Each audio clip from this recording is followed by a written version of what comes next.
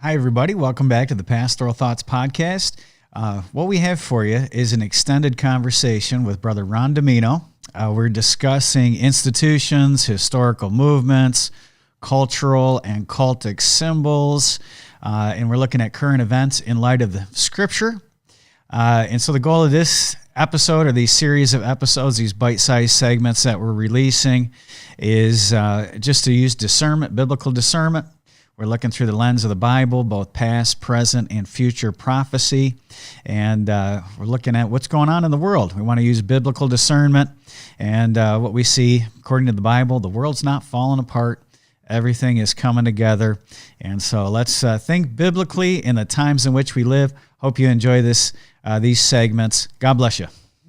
So in Revelation 18:23, it says, "For the merchants were the great men of the earth, for by their sorcery all nations were deceived."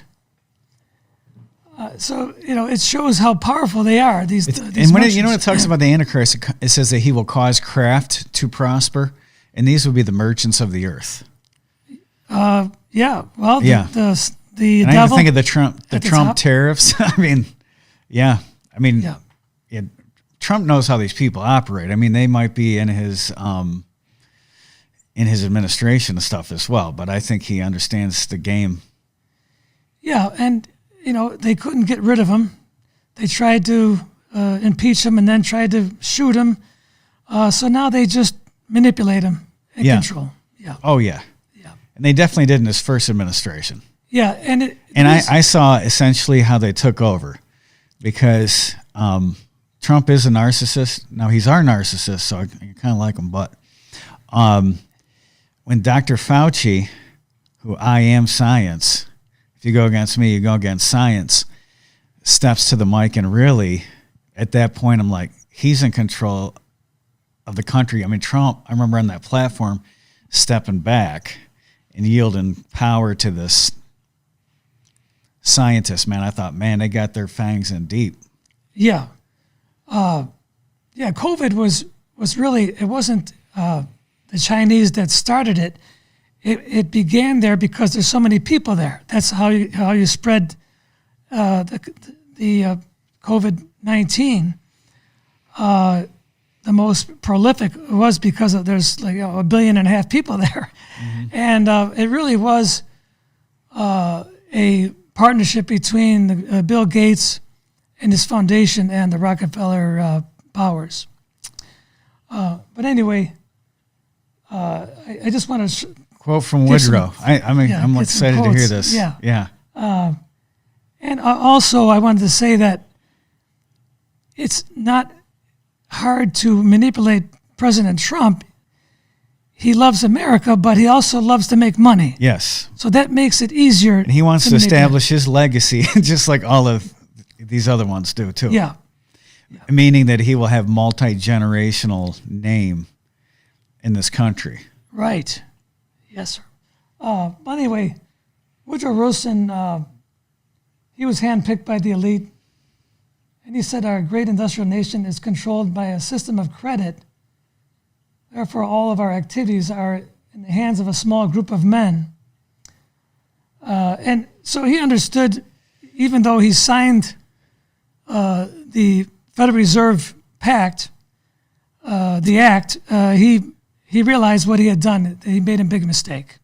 1917 he did that, right? So 1913. 13, that's right, 13. So now you when did Titanic go down, 1912?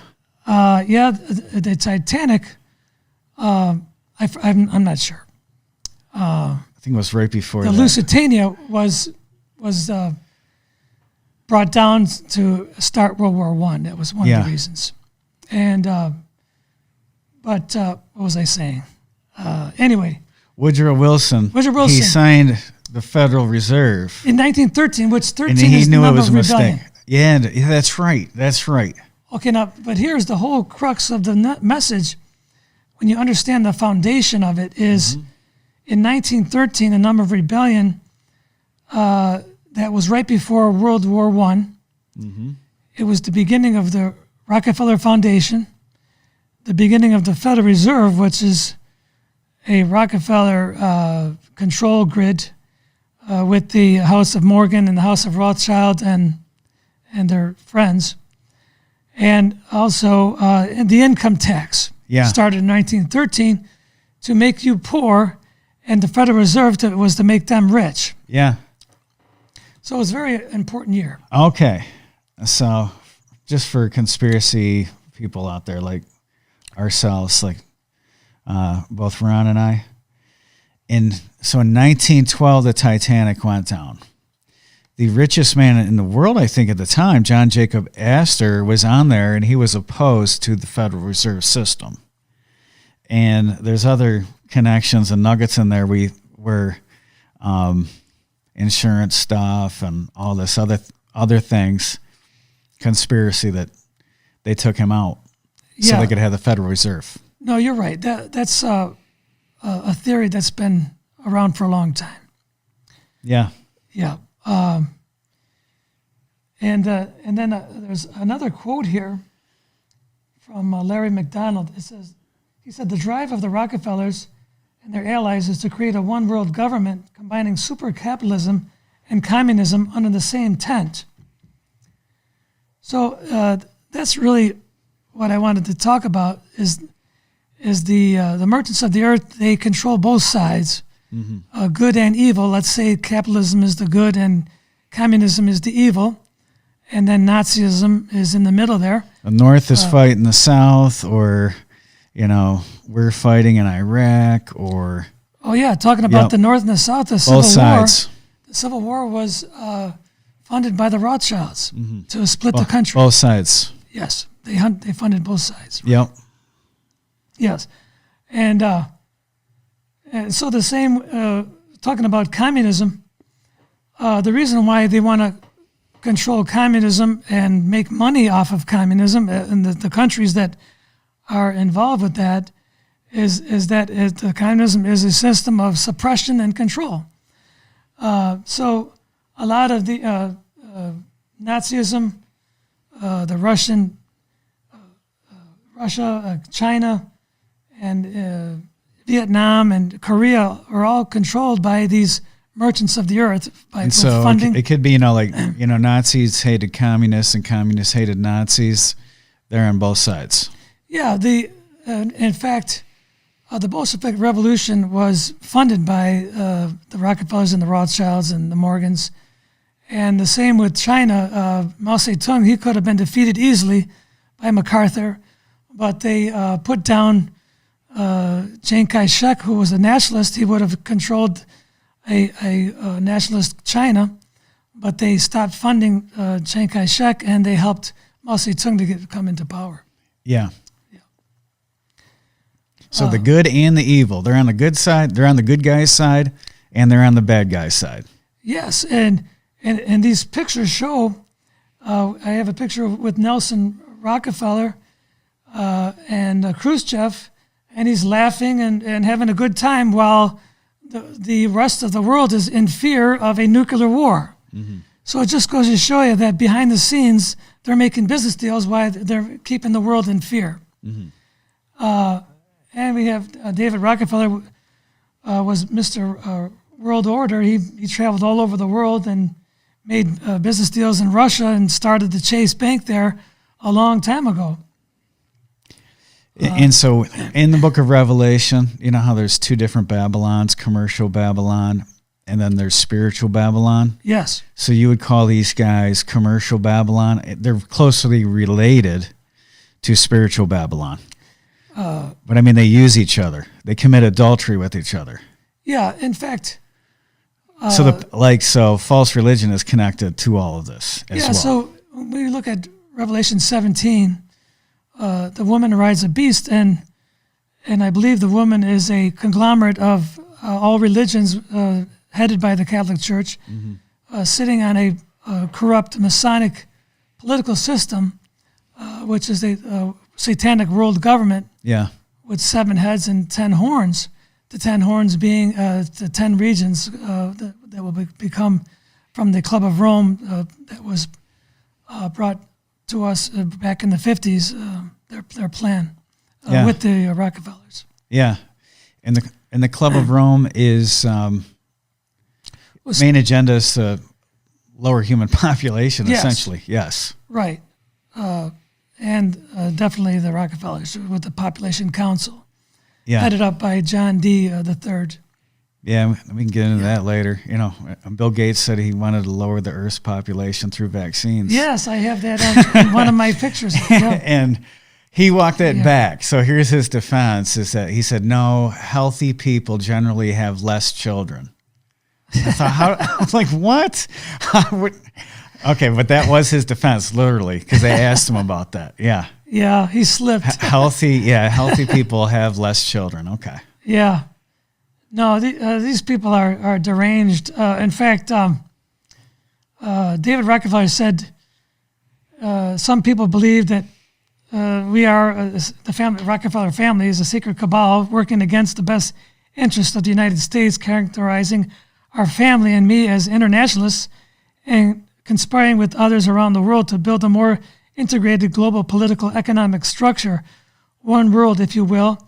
If that's the charge, I stand guilty, and I'm proud of it. He said, we are grateful to the Washington Post, the New York Times, and Time Magazine, and other publications whose directors have attended our meetings and respected our promise of discretion for almost 40 years. Well, that just goes to show you they control the media. Oh, yes. They kept a secret all their evil doings for so many This coming to you years. from Rockefeller Center. I mean, they literally broadcasted from the Rockefeller's building. And so, you know, it's like Rockefeller Center is their Joseph Goebbels, Yeah. you know, controlling what people think Yes. in the country. Right, and in fact, here's showing David Rockefeller with Castro, a horrible communist dictator, and he's making deals with this dictator, and then making deals with the Chinese, with funding them, making Mao Zedong come into power, and then David Rockefeller said that. The experiment of the Mao Zedong's government was one of the greatest of all time, and he killed about 80 million people. Yes, and China was the role model for all nations by the science elite, follow the science people during COVID. And so you have like, you know, Justin Trudeau, and you got all these other nations leaders just lauding China for their lockdowns during the pandemic. And lockdowns, that's a prison term, Yes. folks. When you're on lockdown, it's because somebody caused a disruption. You got to go back to your cell and get locked into your cell. Yeah, no, the whole scenario was a psyop, a satanic psyop, to obviously help in depopulating the earth, and as a scenario for the mark of the beast to see how people would react to a great calamity. Yeah, it was definitely a big power grab. You know, the top 500 billionaires got like $10 trillion richer. Great money transfer from middle to lower class to upper class. The 1% made out like bandits. And again, that's on both sides. So people don't realize. So a young person at college thinks they want to be a communist, so everything's fair. Well, in China, the top 1% of the Chinese society owns 30% of the nation's wealth. The top 1%. I believe it. It's even worse than here. Yeah. So again, they're two sides of the same wings. You know, Yeah. the God of this world. Yeah, in fact, I was talking to a Chinese person, and they said that only the elite people play golf in China. Oh, Japan, yeah. Well, you know what? I don't know since the war, if this is the statistic right now, but before this war with Ukraine, Moscow had more billionaires per capita than any city in the world. Yeah, from the black market. Of Yes. Yeah. So Yeah. again, they had these merchants, rich merchants. Yeah, just to show the psychopathic mindset of these the merchants of the earth, John D. Rockefeller Sr., he said, we will always hide the divine truth from them, that we are all one, that we must never know and they must never know. They must never know the color is an illusion. They must believe that they are not equal. And then he says, I helped start the pharmaceutical industry, hijacked the educational system, co-founded the Federal Reserve with J.P. Morgan and the Rothschilds, funded the United Nations, helped found the Council on Foreign Relations, etc. So the power grab of these people is mind-boggling, which a lot of people can't even grasp. So John Dee got his hands on the pharmaceutical industry, which is the most powerful organization in the world. It's bigger than big oil. Yeah, if you add it all up over the years. Yeah. I mean, I've just read that recently, that it's bigger than big oil. I mean, so it's the most powerful entity in society. Another interesting thing about John Dee is that he was a Baptist, but he was a liberal Baptist, and he funded Union Theological Seminary in New York City, and his pastor was Harry Emerson Fosdick, the great liberal, and Harry Emerson Fosdick's great sermon was "Shall the Fundamentalists Win?" And this Christian liberal theology, people don't realize, had an impact on America. Woodrow Wilson was a liberal Presbyterian and believed in this like Christ consciousness, we're all one, and they're bringing a golden age to this earth or whatever.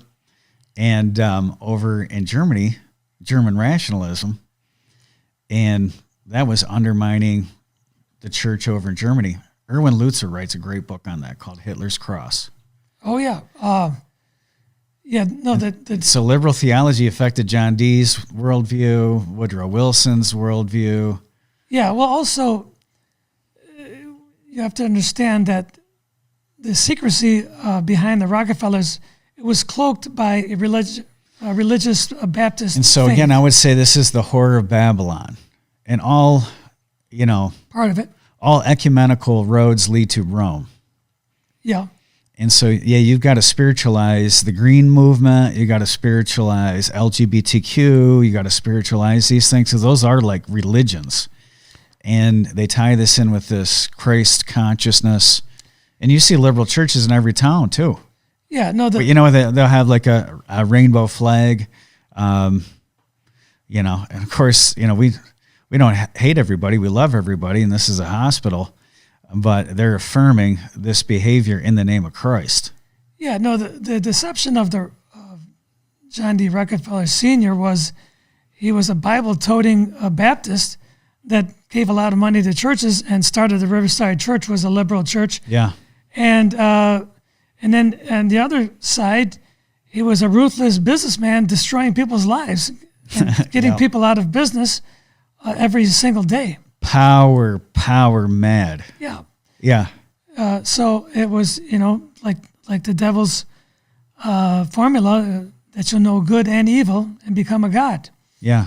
And he said, I want to own nothing and control everything. And then his offspring, and Nelson Rockefeller, said the secret success to owning nothing is to control everything. Yeah. And so Nelson ran for president twice. And Henry Kissinger was ran his campaigns and was going to be, his, high up on the administration. And Henry Kissinger was also Nixon's, what do they call it, foreign affairs? Yeah. Yes. In fact, Kissinger was really, he really was a servant of the Rothschilds and the Rockefellers most of his life. And John D. Jr. was like Henry Kissinger's father figure. And Henry Jr. lived for 100 years. I think he died in like 2017 or 2019 or something. John D. Rockefeller lived 97 years, and David Rockefeller lived 101 years. Okay, 101, okay. And then and Kissinger lived 100 years. Yeah. Yeah. And, Henry Kissinger, David Jr. was like a father figure to him. And mentored him in his worldview. And then Henry Kissinger influenced all of our presidents, even up to like Trump, you know? Yeah, in fact, Watergate was a way to get rid of Nixon and to have a coup d'etat of having Nelson Rockefeller as vice president. Oh, yeah. Oh, yeah. He wasn't elected. Absolutely. Yeah. Yeah. Yeah. Nixon was definitely taken out. Yeah. So, talking about Kissinger, being buddies with David Rockefeller, they're the czars of the New World Order, or the Great Reset, which is the same thing. And Kissinger said depopulation should be the highest priority of foreign policy towards the third world. And so, when Kissinger did speeches, everybody looked at him like, man, this guy's smart. He knows what he's talking about. Oh, yeah. Yeah, he was supposed to be the greatest, foreign policy advisor ever. Yeah. Yeah. So, this shows the evil side of him. And then David Rockefeller said the negative impact of our population growth on all our planetary systems is becoming appallingly evident. Depopulation is their biggest desire, actually, because now you can control the world with less people. Yeah. Right? In fact, Prince Philip said, I would want to be reincarnated into a virus to lower the Earth's population. Yeah. What are the stones called that somebody blew up that... you got it on there. Look at that. Of course, man. Of course. Yeah. Explain this to us. What is this right here? Yeah. What are we looking at? This guy, weird person, R.C. Christian, set up these monuments in Georgia, and they called them the Georgia Guidestones. And the message was for world government and to depopulate the earth. So it says on the top there, before they blew it up, maintain humanity under 500 million people and in perpetual balance with nature. Obviously this is an occultic, satanic group of Illuminati people that wanted to show their power, and with the symbolism of these satanic elite with these monoliths. In fact, the United Nations building in New York City is a monolith. Mm-hmm. The Rockefellers funded they donated that land. Donated that land with $8.5 million. To the UN. Yeah. Within walking distance of Rockefeller Center. Right, and made it the land, international land in the middle of America. Yeah. Right. This... Yuval Noah Harari is a futurist Satanist, really what it is, that teaches on artificial intelligence. And he said history began when humans invented gods and will end when humans become gods. Yeah. So that's another cause of these elite. Satan said to God about Job, skin for skin, all a man will give in exchange for his life. So he said, let me touch and God says, you can touch his body, but you can't take his life. And that wasn't true of Job, but the devil knew that was true of a lot of people, is that they'll give anything to live forever. Yes. So being a God and being eternal is a goal. Right, that's the ultimate sin against a holy God, is to want to attain eternal life without the Holy Spirit of God. Yeah, you're wanting to eat of the tree of life, having eaten of the tree of the knowledge of good and evil. And so you and I, unless Jesus comes back in a rapture, we're gonna die before we taste of the tree of life. Like our sinful flesh is gonna die. Because remember, Adam and Eve were kicked out of the garden so they wouldn't eat of the tree of life. Yeah. So they're saying, let us in that garden. We want that tree of life. We want to live forever. Right. The whole idea of the basic occult movement from Blavatsky right up to Alice Bailey, who these people predicted the future because they were involved with powerful demons communicating with them. And in Genesis, it says, "For God doth know that in the day they eat thereof, your eyes shall be opened, and become as gods, knowing good and evil." Yeah. Yeah, so they think that that the God of the Bible is keeping them from getting Is knowledge. the bad God. Yes. Yes. Right. Yes. Is keeping them from And they're worshiping the God of this world. Right. So it's just the opposite of what the Christian believes. And so this balance of good and evil, it goes right into Ephesians, what we already mentioned, that we wrestle not against flesh and blood. And we're up against a powerful enemy. And it says in Revelation 17:3, "He carried me away in the spirit into a wilderness, and I saw a woman sit upon a scarlet-covered beast full of names of blasphemy, having 7 heads and 10 horns."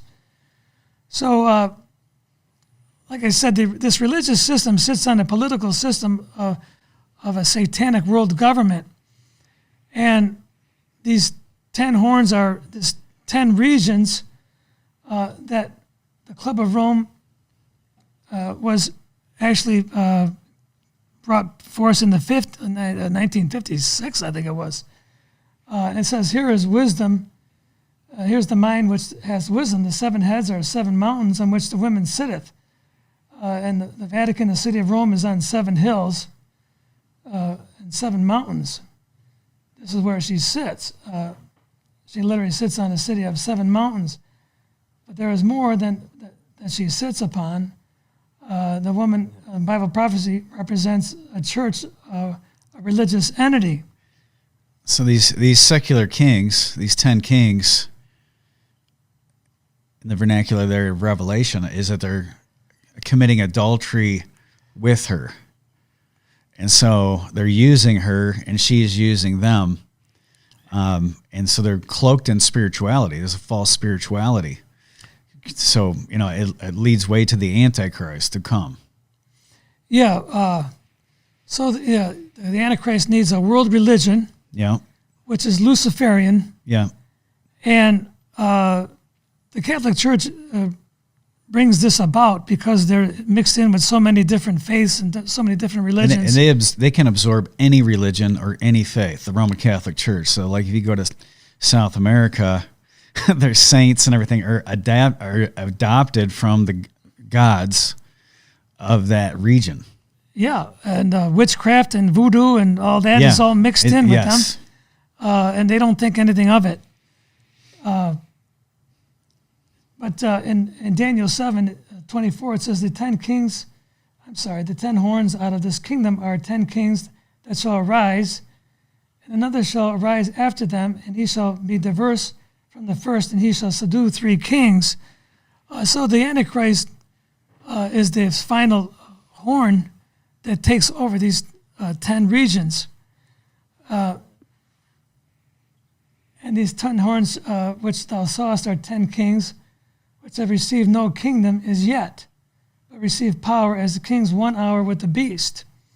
So these 10 kings supposedly are not just flesh and blood, they're demonic beings that are in control of each kingdom.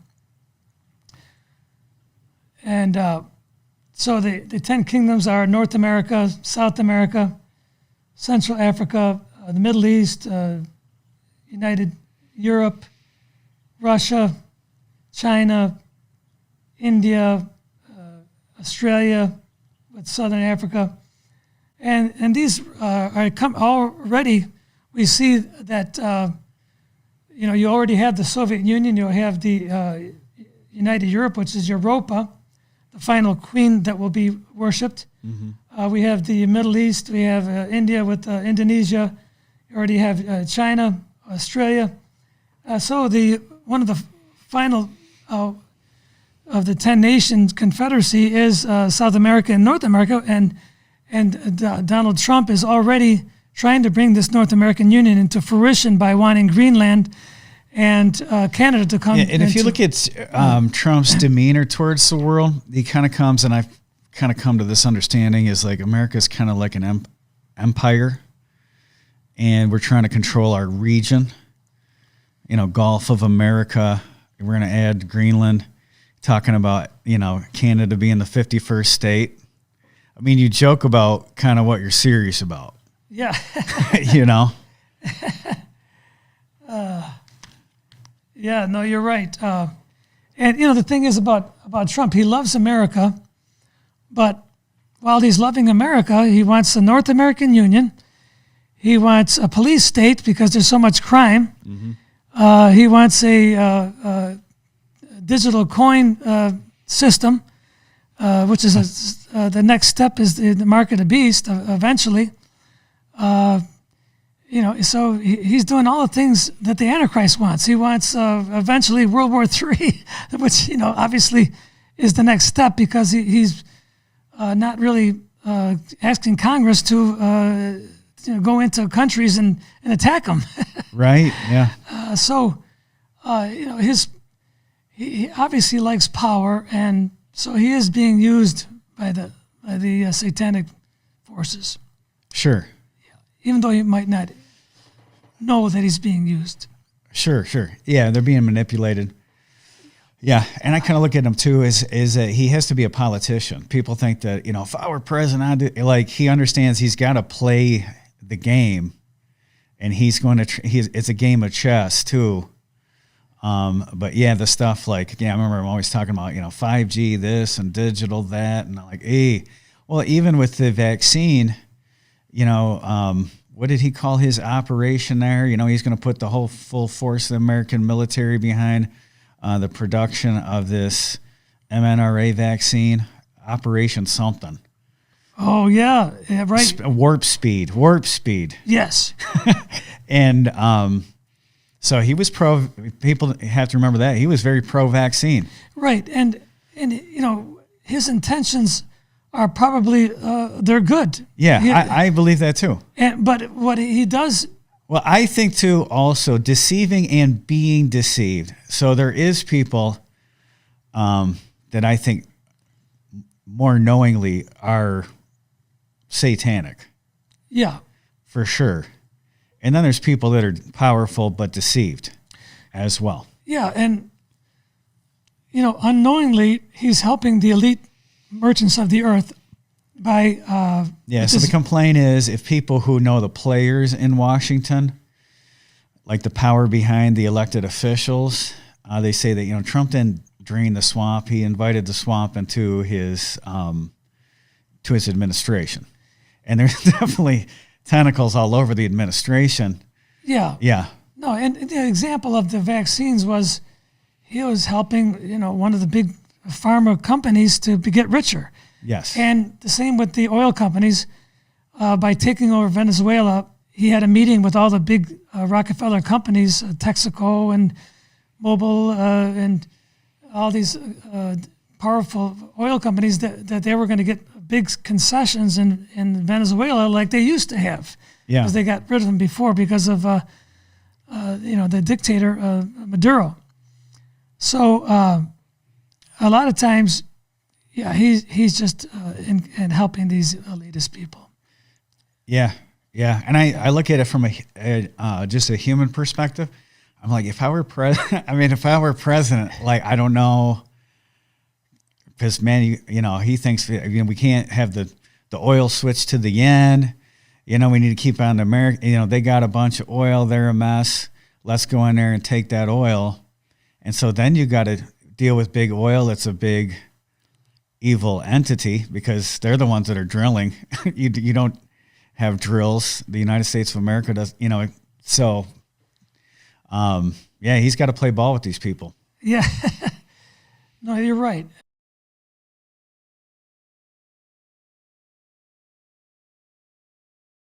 Thank you so much for watching or listening to the Pastoral Thoughts Podcast. We'd love to hear from you. Please reach out to us at pastorthoughtsmail@gmail.com. Also, if you want to check out more about our ministry here, you can visit pastorjack.org. I do have a blog that I do write. I'd love to have you as one of my subscribers there.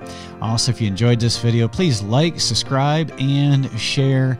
We'd love to hear from you. Thanks again for listening. God bless you.